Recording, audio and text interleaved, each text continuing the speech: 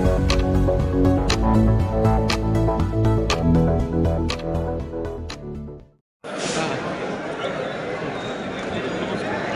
मंत्री जी, आपके कार्यकाल, आपकी सरकार में 57 योजनाओं का जो है अनुपालन किया गया। वो ऐसी 57 में कौन सी ऐसी योजना है 3 जिनसे जो है लोगों को ज़्यादा से ज़्यादा रोजगार मिले, और इस पर आपको देखिए, भारत सरकार में मंत्रालय गठन होने के बाद माननीय अमित शाह जी के नेतृत्व में 57 इनिशिएटिव लिए हैं।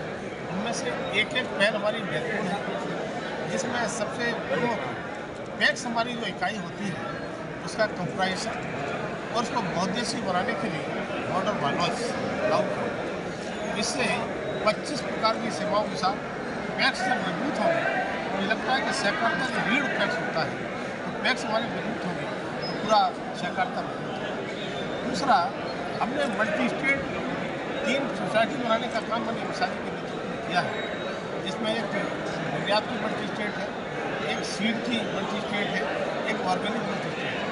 तीनों ही मल्टी स्टेट इस प्रकार की सोसाइटी है। आने वाले 10 साल में दिखाई पड़ेगा आपको, जिस तरह से आज इफ्को का नाम लेते हैं, जिस तरह से क्रिप्को का नाम लेते हैं, अमूल का नाम लेते हैं, उसी प्रकार से हम इन तीनों सोसाइटियों का नाम भी देंगे। इतनी बड़ी सोसाइटी बनने वाली है।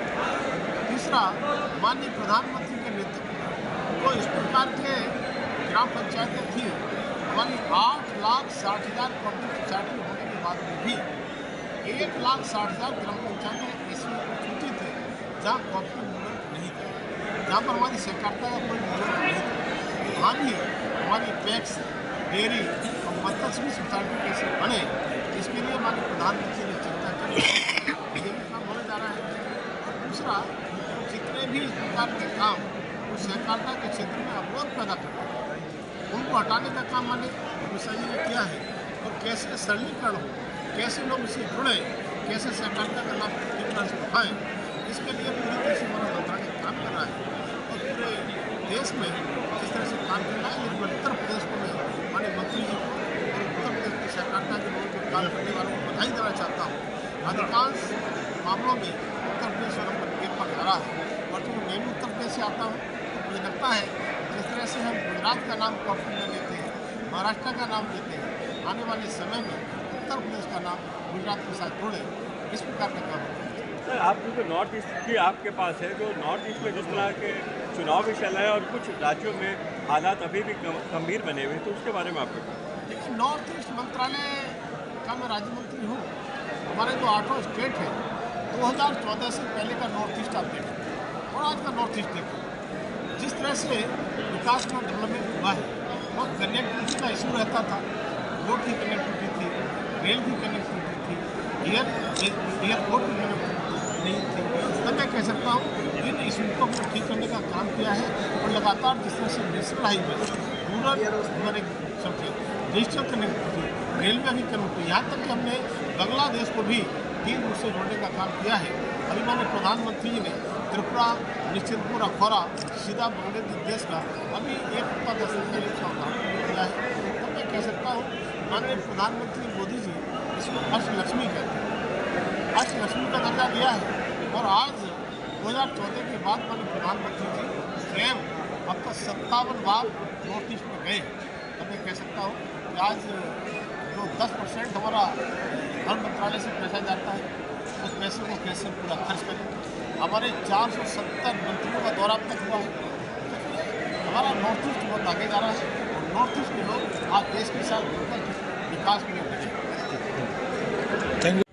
शासन में विशेष सचिव के रूप में दिशा निर्देश देने वाले हमारे श्री पांडे सर, इस संस्था के अध्यक्ष श्री साग साहब,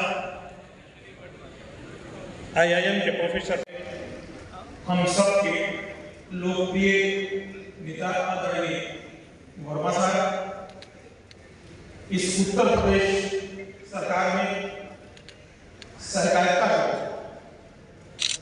नई दिशा देने वाले, सहकारिता को नई ऊंचाइयों पर ले जाने वाले हम सब के संरक्षक, हम सब के लोकप्रिय हमारे सामान्य प्रबंधक के रूप में RNSS द्वारा घोषणा करने के लिए संकल्पित है और इस दिशा में सभी संभव प्रयास किए जा रहे हैं।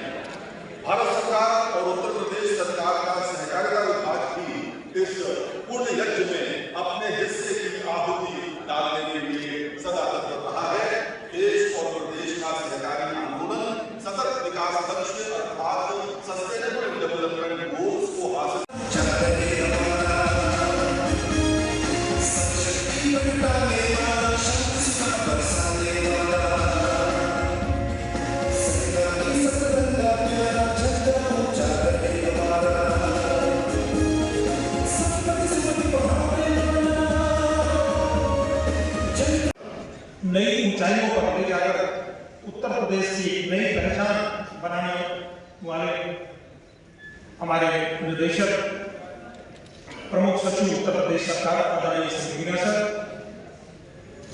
मंच पर उपस्थित उत्तर प्रदेश सेक्रेटरी के अध्यक्ष श्री वीरेंद्र साहब, नाबार्ड के माननीय सभापति यूपी आरएनएसएस द्वारा श्री जितेंद्र बहादुर सिंह, माननीय सभापति यूपीसीपी को अंग वस्त्र और अतिथि दीप प्रज्वलन हेतु मंच पर हैं और आप भी दे दिए। अब दीपो भव की भावना, यानी कि हम सब अपना दीपक स्वयं बने, इस आशय के साथ जलाओ दिए पर रहे ध्यान, इतना अंधेरा हरा पर कहीं रह न जाए। अभी हम सब ने ज्योति पर्व, प्रकाश पर्व बनाया और आज इस 70वें इस समारोह में अखिल भारतीय सहकारी सप्ताह के ये ज्योति किरणें अपने प्रकाश को बिखेरते हुए इस आशय और उद्देश्य के साथ कि हम साहब भी हैं, उनका सम्मान हो रहा है प्रोफेसर आर्यन का सम्मान। बहुत बहुत धन्यवाद।